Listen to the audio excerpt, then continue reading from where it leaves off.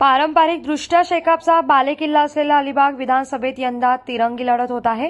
शेकापचे सर्वेसर्वा जयंत पाटील यांनी त्यांची सून चित्रलेखा पाटील यांना उमेदवारी दिली आहे। शिंदे शिवसेनेचे विद्यमान आमदार महेंद्र दळवी आणि भाजपचे बंडखोर अपक्ष उमेदवार दिलीप भोईर हे देखील मैदानात आहे। त्यामुळे आता या निवडणुकीच्या निमित्ताने सर्वांचीच प्रतिष्ठा पणाला लागली आहे। तिरंगी लढतीत कोणाला लाभ मिळणार?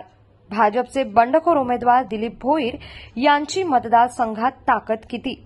अत्यंत प्रतिष्ठेच्या असलेल्या या निवडणुकीविषयी रायगड जिल्हा परिषदेचे माजी समाज कल्याण सभापती, भाजपचे माजी जिल्हा उपाध्यक्ष तसंच अलिबाग विधानसभा मतदारसंघातील अपक्ष उमेदवार दिलीप भोईर यांची आमचे प्रतिनिधी पीजे पाटील यांनी घेतलेली ही विशेष मुलाखत। जिल्हा परिषदेचे माजी समाज कल्याण सभापती, भाजपचे जिल्हा उपाध्यक्ष राहिलेले दिलीप उर्फ छोटमशेठ भोईर हे अलिबाग विधानसभा मतदारसंघातून निवडणुकीला अपक्ष उमेदवार म्हणून सामोरे जात आहेत। आज त्यांनी सागर डिजिटल सोबत बातचीत केलेली आहे। साहेब, आपला राजकीय उदय कसा झाला? राजकीय उदय 2009 साली पहिल्यांदा ग्रामपंचायत निवडणूक लढलो पूर्ण पॅनल घेऊन। त्याच्यामध्ये 4 अपक्ष उमेदवार म्हणून निवडून आले आणि नंतर जिल्हा परिषदेला 2 वर्षानंतर 2013 जिल्हा परिषदेला उभा राहिलो। तिथेही जिंकून आल्यानंतर समाज कल्याण विभागाचा सभापती झालो। त्यानंतर 2017ला पुन्हा एकदा जिल्हा परिषदेला उभा राहिलो। तिथेही निवडून आल्यानंतर पुन्हाही सभापती समाज कल्याण झालो। समाज कल्याण सभापती म्हणून आपण उल्लेखनीय कामगिरी केलेली आहे, तर या आपल्या कामगिरीविषयी आपण काय सांगाल? नाही, तळागाळातील लोकांना ज्या त्यांच्या वैयक्तिक लाभाच्या योजना असतील किंवा त्यांच्या सर्वच घटकापर्यंत योजना पोहोचवण्याचं काम केलं। त्याच्यामुळे चांगला उल्लेखनीय काम तिथेही झालं आणि आज तोच ज्या विधानसभेला उभा आहे त्या विधानसभेमध्ये लोकांचा चांगला प्रतिसाद आहे।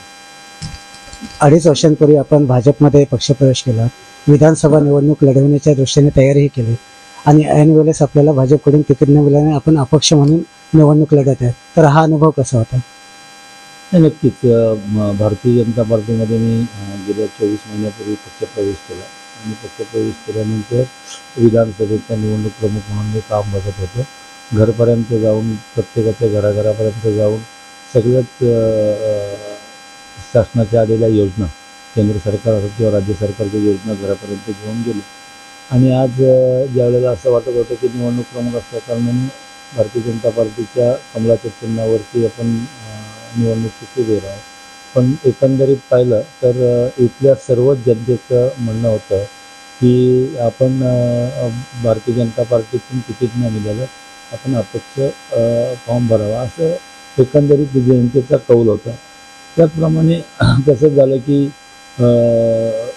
आपण फॉर्म भरला होता याचा विधानसभेचा आणि 4 तारखेला जनतेचा सर्वांच्या सांगण्यानुसार किंवा जनतेच्या कौल असलेल्यानुसार आपण तो फॉर्म मागे नव्हता घेतला, कारण यावेळेला उमेदवारी निश्चित करायची असं जनतेचं कौल होतं। आपण निवडणुकीतला अर्ज आपला मागे न घेतल्याने भाजपने आपल्यावरती 6 वर्षाची पक्षांतर्गत निलंबनाची कारवाई केलेली आहे, याबाबत आपलं मत काय आहे? नक्कीच पक्षविरोधी कारवाई होणं हे अपेक्षित येत आहे, त्याच्या नियमानुसारच आहे। कारण आपण जर पक्षाच्या विरोधात गेलो तर पक्ष कारवाई करते हे नक्की असतं। पण माझा हा मत नव्हता, जनतेने दिलेला कौल होता, त्या कौलनुसार मी तो माझा फॉर्म भरला आणि निलंबन केलं। तर नक्कीच निलंबन पक्षविरोधी कारवाई केल्यानंतर कारवाई होते हेही नक्कीच। विकासाचे कोणते मुद्दे घेऊन आपण मतदारांसोबत जात आहात? सर्व तिथल्या या गेल्या प्रस्थापितांनी ज्यांच्याकडे 40 वर्ष या विधानसभेचं कामकाज ज्यांनी पाहिलं, प्रस्थापितांनी, त्यांनी विकास कामं फारशी काही केलं नाही हे जनतेला ज्ञात आहे।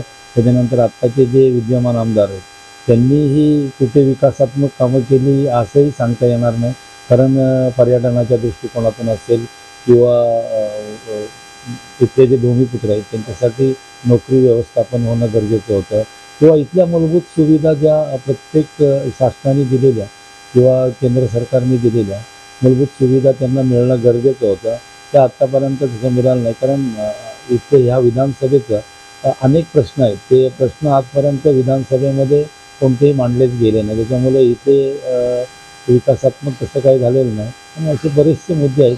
त्याचे विजन मी गेल्या 4 तारखेला ज्या दिवशी माझा फॉर्म निश्चित झाला त्या दिवशी मी माझे विजन 15 विजन टाकले. त्याच्यामध्ये सर्वच आहे.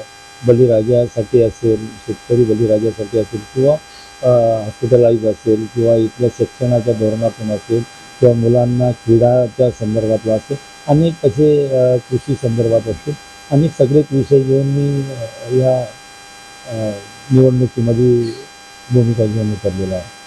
सागर डिजिटलच्या माध्यमातून आपण मतदारांना काय संदेश द्याल? मतदारांना संदेश देणार की येणाऱ्या 20 तारखेला सकाळी 7 वाजता मतदान आहे आणि संध्याकाळी 6 वाजेपर्यंत आपल्याला मतदान करता शांततेत मतदान करावं आणि आपला लोकप्रतिनिधी योग्य तो निवडावा, हा संदेश राहील सगळ्या मतदारांना. सागर डिजिटल सोबत अपक्ष उमेदवार दिलीप भोईर यांनी बातचीत करताना विकासात्मक मुद्दे किंवा इतर त्यांचं जे विजन आहे ते मांडलं आहे.